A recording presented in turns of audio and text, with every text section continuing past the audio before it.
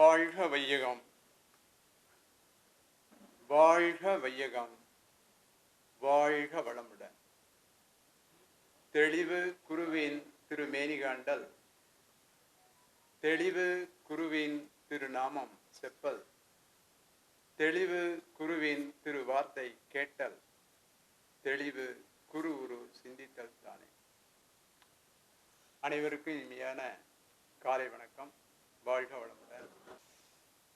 இந்த நாள்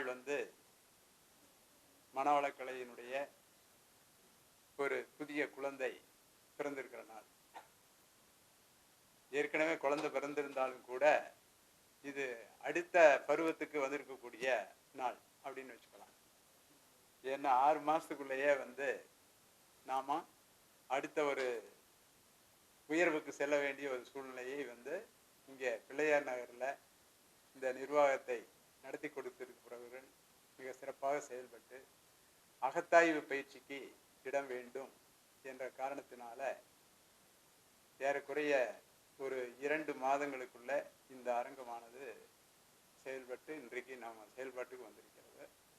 இந்த அரங்கத்தினுடைய திறப்பு விழாவும் இந்த விழாவிற்கு வந்திருக்கக்கூடிய நமது உலக சமுதாய சேவா சங்கத்தினுடைய மூத்த பேராசிரியர், விசன் இயக்குனர் டாக்டர் கே பெருமாள் ஐயா அவர்கள் இங்கே கொடியேற்றி வைத்த இந்த நிகழ்ச்சியிலே நமக்கு சிறப்புரை வழங்க இருக்கிறார்கள். அவர்களை நமது அறக்கட்டளையின் சார்பாகவும் பிள்ளையார் நகர் தவமையத்தின் சார்பாகவும் வருக வருக என்று வரவேற்பதிலே மகிழ்ச்சி அடைகிறோம். அடுத்ததாக நமது திருப்பூர் மண்டலத்தினுடைய தலைவர், எனது அன்பு நண்பர், அவர் இன்னைக்கு தலைமை உரை நமக்கு வழங்க இருக்கிறாங்க. தலைவர் கருணாநிதி அவர்கள், திருப்பூர் மண்டலத்தினுடைய தலைவர். ஒரு நல்ல தலைவர் நம்மளுக்கு கிடைச்சது மிகப்பெரிய ஒரு சமாச்சாரம். அவர் இன்னைக்கு நமக்கு தலைமை உரை ஏற்று ஒரு வாழ்த்துரை கொடுக்கிருக்கிறாங்க. அவர்களை பிள்ளையார் நகர் தவமையத்தின் சார்பாக வருக வருக என்று நான் வரவேற்கின்றேன். அடுத்ததாக நமது செயலாளர் அவர்கள், இப்போ இருக்கக்கூடிய 19 மண்டலங்கள் இருக்குது. 19 மண்டலத்தில் முதல் மண்டலமாக இருக்கக்கூடிய ஒரு திருப்பூர் மண்டலத்திற்கு ஐயா ஏவிபி அவர்கள் செயலாளராக இருந்து இன்னைக்கு நமக்கு இங்கே வாழ்த்துறை கொடுக்க வந்திருக்கிறாங்க.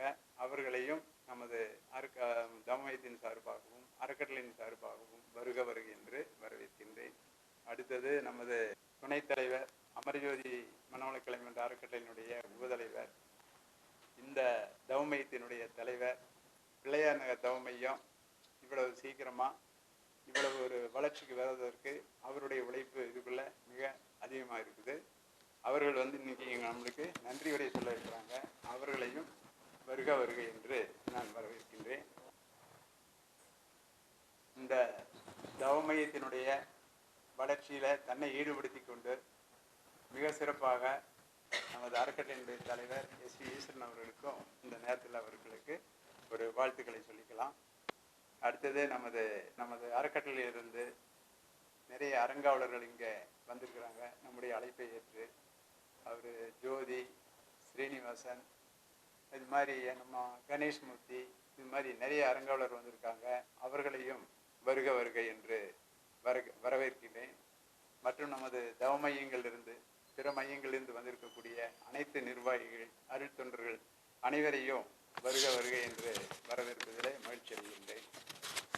மேலும் இந்த நிகழ்வை மிக சிறப்பாக ஏற்படுத்தி எல்லா வேலையும் முன்னிருந்து செய்த அனைத்து அருள் தொண்டர்களுக்கும், இந்த பிள்ளையார் நகரிலிருந்து வந்திருக்கக்கூடிய பொதுமக்களுக்கும், அகத்தாய்விலே தன்னை இணைத்துக் கொள்ள வந்திருக்கக்கூடிய அனைவருக்கும் மற்றும் பெரியோர்கள் அனைவரும், குழந்தைகள் அனைவரையும் வருக வருக என்று வரவேற்று என்னுடைய வரவேற்புரையை நிறைவு செய்கிறேன். வாழ்க வளமுடன். அருளரங்கத்தை சிறப்பு விழாவில் கலந்துக்கிறதுல உண்மையிலேயே நான் மிக்க மகிழ்ச்சி அடைகிறேன். இன்று ஒரு முக்கியமான நாள் இந்த விழா. இப்போ நம்ம மனவளக்கலைங்கிறது அதே மாதிரி ஒரு இன்னைக்கு இருக்கிற சூழ்நிலையில், அதாவது எல்லாம் வளர்றோம். பொருளாதார வளர்ச்சி, கல்வி வளர்ச்சி, மருத்துவ வளர்ச்சி, ஊடக வளர்ச்சி எல்லாமே வளருது. வளரும்போது பிரச்சனை வளர்ச்சி அதோடு போய்கிட்டு இருக்கு. பிரச்சனை இல்லாத மனிதர்களுக்குள்ளே இல்லை. அவ்வளவு பிரச்சனை காலையில் எழுந்திரிச்சு அதாவது தனி மனித பிரச்சனை இருக்குது, குடும்ப பிரச்சனை, தொழில் பிரச்சனை, பொருளாதார பிரச்சனை, எவ்வளவோ பிரச்சனைலாம் இருக்கு. இந்த பிரச்சனையில ஒரு தீர்வு கிடைக்கணும்னுட்டா நீங்க பணம் நிறைய வச்சிருந்தாவோ, பதவி இருந்தாவோ, படிச்சிருந்தாவோ கிடைக்காது. இதுக்கெல்லாம் ஒரே தீர்வு மனத அமைதிக்கு நம்மளுடைய மனவளக்கலை மன்றம் தான் அது தீர்வு. ரெகுலராக எக்ஸசைஸ் பண்ணிடுவோம், ரெகுலராக மெடிடேஷன் பண்ணி நல்லா பண்ணி காய்கள் பண்ணோம்னா உண்மையிலேயே இதுக்கு ஒரு தீர்வு கிடைக்குது. அது இன்னைக்கு மனம் உடல் தான் மெயின், அப்புறம் தான் அடுத்ததெல்லாம். அது இதில் தான் கிடைக்குது. இன்னைக்கு அரசாங்கமே இன்னைக்கு நம்மளுடைய மனவளக்கலைக்கு தான் அங்கீகாரம் கொடுத்துருக்காங்க. அதாவது எல்லா பள்ளி கல்லூரிகளிலே சென்ற வாரத்தில் கூட நானும் ஏவிபி அவர்களும் நம்மளுடைய மாவட்ட கல்வி அதிகாரி அவர்களை சந்தித்து சொன்னான். அப்போ பேசும்போது, ஐயா நீங்கள் இந்த பயிற்சியெலாம் கண்டிப்பாக கொடுங்க, அதாவது ஸ்கூலில் காலேஜில் பெரும் பிரச்சனையாக இருக்குது, அது நல்லா கொடுங்கன்னு சொல்லி இன்றைக்கி எல்லா பக்கமும் ஸ்கூலில் கொடுத்துருக்குறாங்க, நல்லா போயிட்டு இருக்குது. அதே மாதிரி நம்மளுடைய குடும்பத்தையும் நாம் இதில் இணைச்சிக்கணும். இது ரெகுலராக நீங்கள் பயிற்சி பண்ணிட்டீங்கன்னா இதெல்லாம் அனுபவபூர்வமான உண்மை. அதாவது நல்ல பயிற்சி பண்ணும்போது, நம்மளுக்கு ரெகுலராக பயிற்சி பண்ணும்போது எந்த ஒரு பிரச்சனைக்கு தீர்வு கிடைக்குது, மன அமைதி கிடைச்சிருது. அதே மாதிரி நம்ம குடும்பத்தில் இருக்கிறவங்க எல்லாமே இதுக்கு முடிஞ்ச வரைக்கும் இணைச்சி விட்டுடலாம். இது கொஞ்சம் கடினமான காரியம்தான். அதாவது காலையில் எழுந்திரிச்சு பயிற்சி பண்ணலாமா வேண்டாமான்னு மனசு சொல்ல, உடம்பு ரெடியாக இருக்குது, மனசு வேண்டாம். மனசு பயிற்சி பண்ண சொல்ல உடம்பு சரியில்லாமல் போயிடுது. அதனால் அந்த மனதையும் உடம்பையும் அடக்கி நம்மளுடைய கண்ட்ரோல் கொண்டு வந்தால் தான் ஜெயிக்க முடியும். சமுதாயத்துக்கு நம்மளுடைய உதவியை செய்வோம் என்று கூறி இது நல்ல வாய்ப்பாக பயன்படுத்தி நம்மளுடைய அருட்தந்தை அவர்களுக்கான அந்த உலக அமைதி நோக்கி நம்மளுடைய பயணம் இருக்கிறது என்று கூறி இந்த அருமையான விழாவிற்கு உங்கள் அனைவரையும் வாழ்த்தி நன்றி கூறுகிறேன். வாழ்க்கை இரண்டாவது ஹால் திறப்பு விழா அதை மிகச்சிறப்பாக செய்திருக்கிற எங்களுடைய அறக்கட்டளை செயலாளர், தமிழ்நாட்டிலேயே மிக முதலிடமாக தொடர்ந்து எந்தெந்த வகையில் அந்த மக்களுக்கு வேதாத்திரியம் கொண்டு செல்ல வேண்டும் என்கிற திட்டமிட்டு மிக சரியாக பணியாற்றி கொண்டிருக்கிற எங்கள் செயலாளர் துரைசாமி அவர்கள் உள்ளிட்ட துணைத் தலைவர்கள் அனைவருக்கும் திருப்பூர் மண்டல சார்பாகவும் விரிவாக்க இயக்குனர் சார்பாகவும் முதற்கண் வாழ்த்துக்களை தெரிவித்துக் கொள்கிறோம். அநேகமாக எல்லாருமே பயிற்சி எடுத்தவங்க இருக்கீங்க, பயிற்சி எடுக்க ரொம்ப குறைவாக இருக்கிறீங்க. அப்போ வேதாத்திரியம் என்பது மிக மிக வாழ்க்கைக்கு அவசியமான விஷயம்தான். இன்றைக்கு யுத்தம் 2-3 இடத்துல நடந்துட்டு இருக்குது. இஸ்ரேல் நடக்குது, உக்ரைன் ரஷ்யாவில் நடந்துட்டு இருக்குது. அதன் மூலமாக ஒரு அறிவிக்கப்படாத 3வது உலக யுத்தமாக தான் நடந்துட்டு இருக்குது. பல்வேறு வகையில் நடந்துட்டு இருக்கு. சாமிஜி தெரியும் உங்களுக்கு, ஐநா சபையில் சென்று உலக சமாதான திட்டத்தை கொடுக்குற போது அவங்க சொன்னாங்க, ஐநா சபை வீட்டு அதிகாரத்தை பயன்படுத்தி அதிகபட்ச மெஜாரிட்டி இருக்கிற நாடுகள் போடுகிற தீர்மானத்தை கூட தோற்கடித்து விடுகிறாங்க, இது முறையான அமைப்பு இல்லை அப்படிங்கிற தகவல் கூட அங்கே சொன்னாங்க. அதுக்கு பிறகு ஐநா சபையிலேருந்து நம்ம ஆலியாருக்கு வர வச்சு உலக சமாதான திட்டத்தை நாம் அவங்க முன்னாடி கொடுத்தோம். உங்களுக்கு எல்லாத்துக்கும் நினைவு இருக்குது. இன்றைக்கு இருக்கிற சூழ்நிலையில் தனி மனித வாழ்க்கையும் சரி, இன்றைக்கு பொருளாதார விஞ்ஞானம் நல்ல வளர்ச்சி அடைந்து இருக்கிறது. ஆனாலும் கூட மகிழ்ச்சி என்பது நம்மளை தவிர குறைவாகத்தான் இருக்கிறது. அதை நாம் சரி பண்ணணும்னா கண்டிப்பாக மனவளக்கலை பயிற்சி நாம் கொண்டு வந்து ஆகணும். அதேபோல் சாமி சொன்ன மாதிரி ஆயுதம் தயாரான நாடுகள், ஆயுதம் உற்பத்தி செய்கிற நாடுகள் உலகத்தில் ஏதாவது வகையில் சண்டை வரணும், அவங்களுக்கு சபலம் பண்ணணும், அதே நிலைமை தான் இருக்காங்க. உக்ரைன் ஒரு சின்ன நாடு தான். உலகத்தில் எல்லா ஆயுதம் தயார் பண்ணுற நாடுகள் பூராமே அவங்களுக்கு ஆயுத சபலம் பண்ணி தொடர்ந்து 1 வருஷ காலமாக அந்த சண்டையை தொடர்ந்து நடத்துறதுக்கான உதவி செஞ்சிட்ருக்காங்க. அப்போ இப்படி இருக்கிற சூழ்நிலையில் தான் வேதாத்திரியம் மிக மிக முக்கிய பங்கு வகிக்கக்கூடிய விஷயமாக இருக்கிறது. இன்றைக்கு உலகம் பூரா இன்றைக்கு 17 நாடுகளில் வேதாத்திரியம் போயிட்டுருக்கு. இப்போ கடைசியாக கூட இலங்கையில் ஒரு 7 மாடி கட்டிடம் மிக சிறப்பாக பண்ணியிருக்காங்க. அதே போல் மலேசியாவில் அடுத்த மே மாதம் துவக்கலாக வர இருக்குது.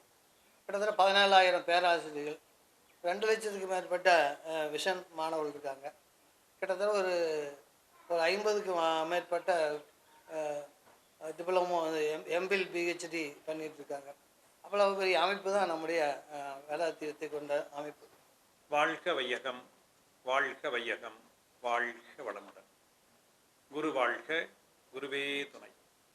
உலக சமுதாய சேவா சங்கத்தில் நிறைய அறிவு திருக்கோயில்கள் உருவாகி கொண்டிருக்கின்றன.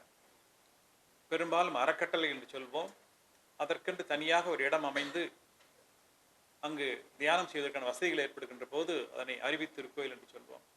அப்படி நிறைய அறிவு திருக்கோயில் உருவாகி இருக்கின்றன. அதற்கு கீழாக இதுபோன்ற நிறைய தவமைகள் உருவாகி கொண்டிருக்கின்றன. உண்மையிலே இதுவெல்லாம் ஒரு மனிதனை ஒரு முழு மனிதனாக மாற்றுவதற்கான ஒரு பயிற்சி முறைகள். அதற்கு இங்கு நடக்கக்கூடிய ஒரு ஆதரவுகள் எல்லாம் பார்க்கின்ற போது மகிழ்ச்சியாக இருக்கிறது. அருட்தந்தை வேதாத்திரி மகிழ்ச்சி அவர்கள் உலக சமுதாய சேவாசம் என்ற அமைப்பை 1958 உருவாக்கினார்கள்.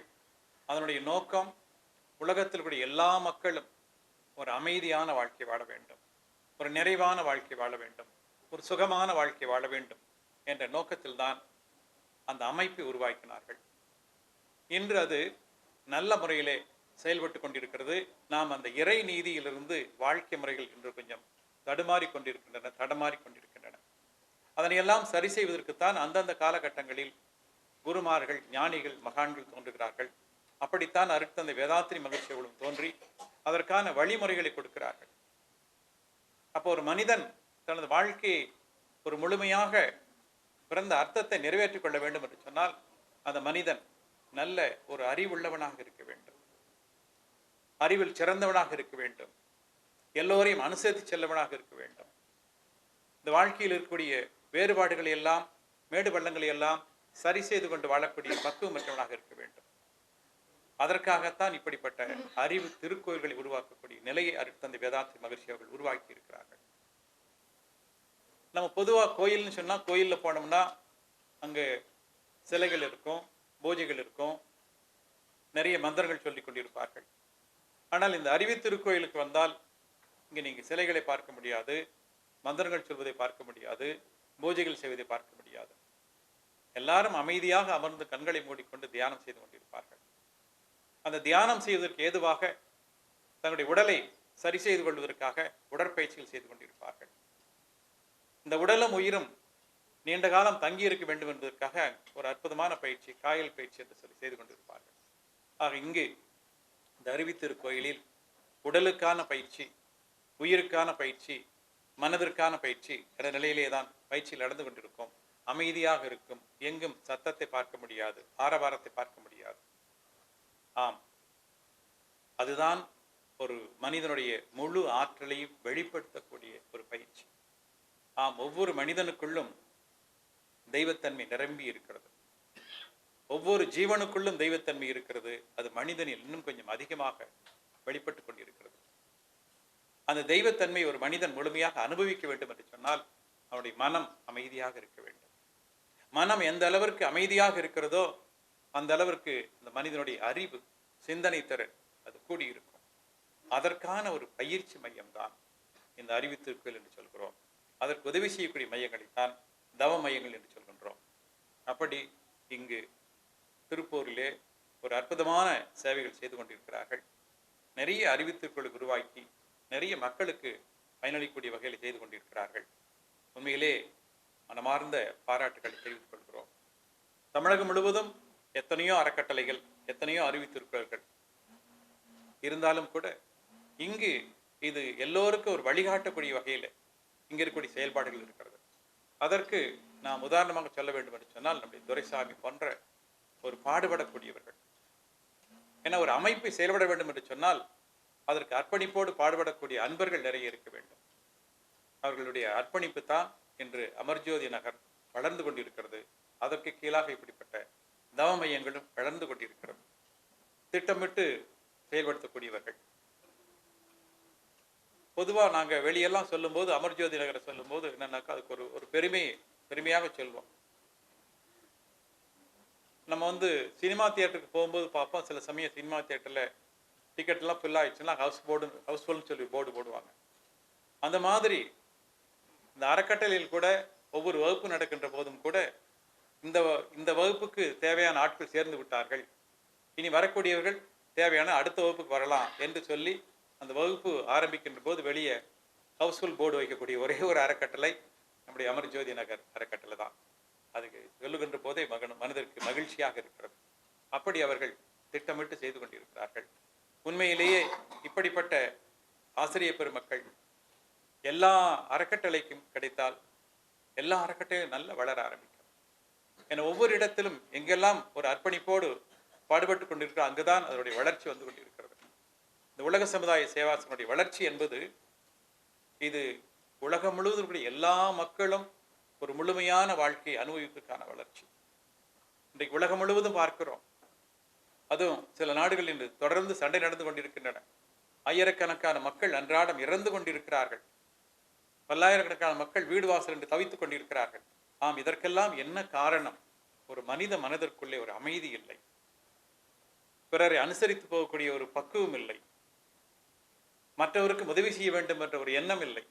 ஆகவேதான் இது போன்ற நிலைகள்லாம் வந்து கொண்டிருக்கின்றன. அதையெல்லாம் பார்த்துத்தான் அருட்தந்தை வேதாத்ரி மகரிஷி அவர்கள் இந்த உலகம் முழுவதும் எல்லா மக்களும் ஒரு அமைதியான வாழ்க்கை வாழ வேண்டும், நிறைவான வாழ்க்கை வாழ வேண்டும் என்பதற்குத்தான் இந்த அமைப்பை உருவாக்கி இருக்கிறார்கள். அதில் அவர்கள் இரண்டொழுக்க பண்பாடு என்று சொல்லி ரெண்டு வாக்கியத்தில் இந்த மொத்த அமைப்பை பற்றியும் சொல்லக்கூடிய நிலையை சொல்வார்கள்.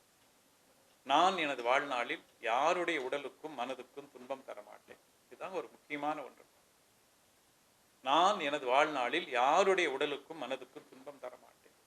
இன்னைக்கு நம்ம ஒவ்வொருத்தரும் அன்றாட காலையிலிருந்து இரவு வரை பார்த்தோம்னாக்கும் தெரிஞ்சோ தெரியாமலோ எத்தனையோ பேருடைய மனதை புண்படுத்துகிறோம். அது வீட்டில் கணவன் மனைவியா இருக்கலாம், அண்ணன் தம்பியா இருக்கலாம், தொழில் செய்யக்கூடிய இடத்துல இருக்கலாம். தெரிஞ்சோ தெரியாமலோ எத்தனையோ பேர் மனதோடையும் நம்ம புண்படுத்துகிறோம். அந்த புண்பட்ட மனம் சும்மா போகுமா?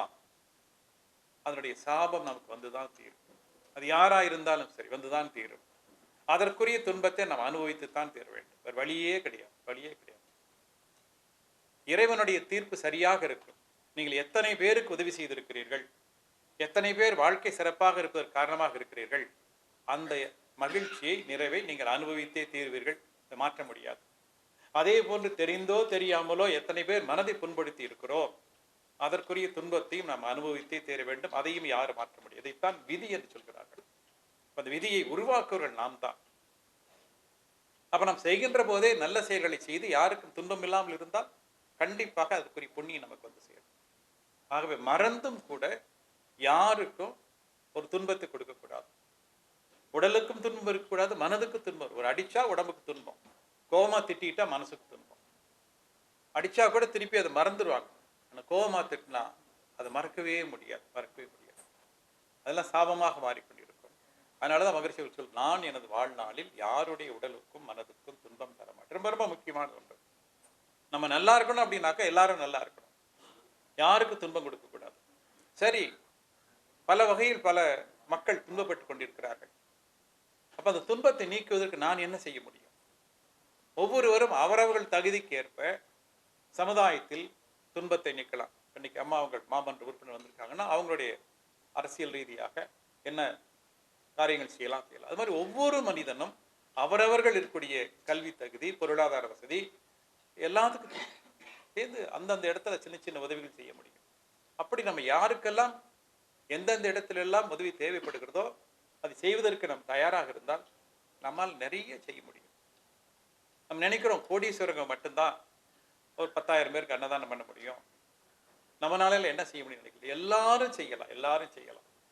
ஒருத்தர் கஷ்டப்பட்டு வந்து உங்ககிட்ட வந்து நிற்கும் போது 2 வார்த்தை ஆறுதலா பேசினாலே போதும். அது நீங்க 1000 பேருக்கு அன்னதானம் பண்ற அளவுக்கு அது அந்த பலன் கிடைக்கும்.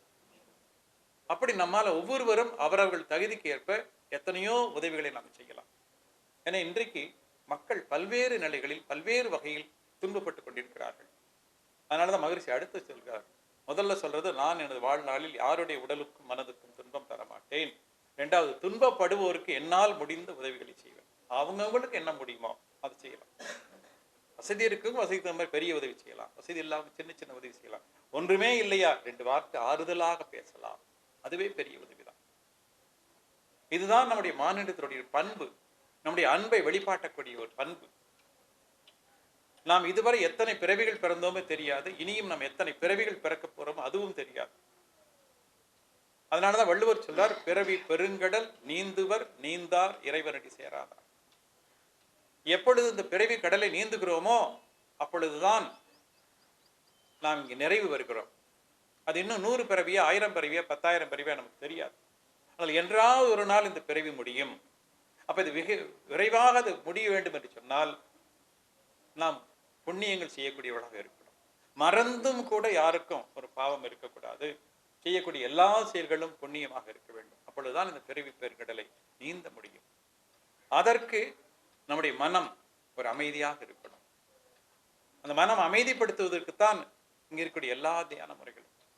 பொதுவாக நாம் ஒரு கோயிலுக்கு செல்கிறோம் அல்லது சர்ச்சுக்கு போகிறோம், வேறு எந்த வழிபாட்டு தலங்களாக இருந்தாலும் சரி, அதெல்லாம் என்ன காரணம்னு பார்த்தீங்கன்னா, அங்கே போய் நீங்கள் ஒரு 10 நிமிஷம் எப்படிப்பட்ட பூஜைகளாக இருக்கலாம், வழிபாடுகளாக இருக்கலாம், ஒரு 10 நிமிஷம் 1/2 மணி நேரம் இருந்த பின்னாடி இந்த மனம் அமைதி அடையும். இந்த மனதை அமைதிப்படுத்துவதற்கு பெரியவர்கள் செய்து வைத்த யோசனைகள் தான் பல்வேறு வழிபாட்டு முறைகள். அது மதத்திற்கு மதம் வேறுபடும், இனத்திற்கு இனம் வேறுபடும், ஜாதிக்கு ஜாதி வேறுபடும். ஆனால் எல்லா வழிபாட்டு முறைக்கு அடிப்படை நோக்கம்னு பார்த்தீங்கன்னா, இந்த மனத்தை அமைதிப்படுத்துவதற்காக பெரியவர்கள் செய்து வைத்த முறைகள். அவ்வளவுதான்.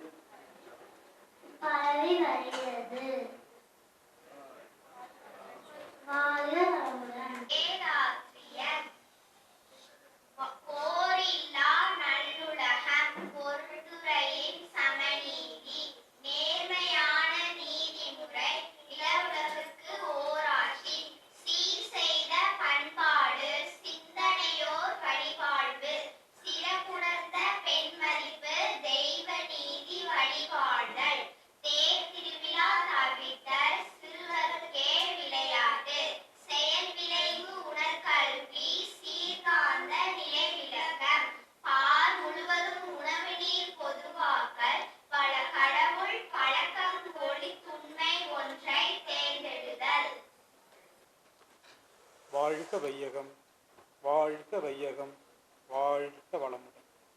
குரு அருள், குருவே துணை. இன்றைய தினம் அமர்ஜோதி நகர் மனவளக்கலை மன்ற அறக்கட்டளையின் சார்பாக பிள்ளையார் நகர் தவ மையத்தின் அருளரங்கம் திறப்பு விழா சிறப்பாக நடைபெற்றுக் கொண்டிருக்கிறது. இந்த திறப்பு விழா அருளரங்கம் திறப்பு விழாவினை அன்பின் அறக்கொடியுடன் துவக்கி வைத்த ஆழியாறு மிஷன் இயக்குனர் பேராசிரியர் டாக்டர் கே பெருமாள் ஐயா அவர்களுக்கு மனமார்ந்த நன்றிகளை தெரிவித்துக் கொள்கிறோம். வாழ்க வளமுடன், வாழ்க வளமுடன். அரங்கத்தினை திறப்பு விழா செய்த விரிவாக்க இணை இயக்குனர் மற்றும் திருப்பூர் மண்டல செயலாளர் செயல் வீரர் அருள்நிதி ஏவிபி பழனிசாமி அவர்களுக்கு அமர்ஜோதி நகர் மனவளக்கலை மன்ற அறக்கட்டளையின் சார்பாகவும் பிள்ளையார் நகர் தவ மையத்தின் சார்பாகவும் நன்றிகளை தெரிவித்துக் கொள்கிறோம். வாழ்த்துக்கள். இறைவணக்கம் குரு வணக்கத்துடன் நிகழ்வினை ஆரம்பித்து கொடுத்த அருள்நிதி வி திவ்யா அவர்கள், ஸ்கை மாணவர், அவங்க இந்த இந்த தவ மையத்தின் செயலாளர் விஜயராஜன் ஐயா அவர்களது உதல்வி, அவர்களுக்கும் அறக்கட்டளையின் சார்பாகவும் தவ மையத்தின் சார்பாகவும் நன்றிகளையும் வாழ்த்துக்களையும் தெரிவித்துக் கொள்கிறோம். வாழ்க வளமுடன்.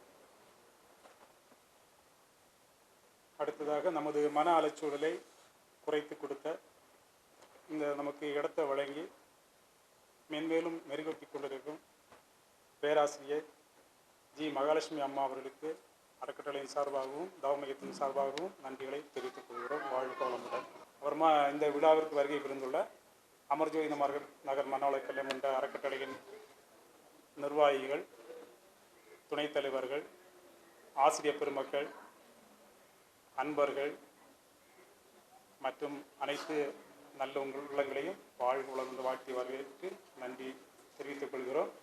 தவ மையங்களில் வருகை புரிந்துள்ள துணைத் தலைவர்கள், அன்பர்கள் அனைவருக்கும் நன்றியை வாழ்த்துக்களையும் தெரிவித்துக் கொள்கிறோம். வாழ்க வளமுடன், வாழ்க வளமுடன். இந்த வேலைகள் நடைபெறுவதற்கு உறுதுணையாக இருந்த அனைத்து கட்டட பணியாளர்களும் நிர்வாகிகளும் எலக்ட்ரீஷியனும் எல்லாருமே அவர்களுக்கு அனைவருக்கும் நன்றிகளை தெரிவித்துக் கொள்கிறோம். வாழ்க வளமுடன்.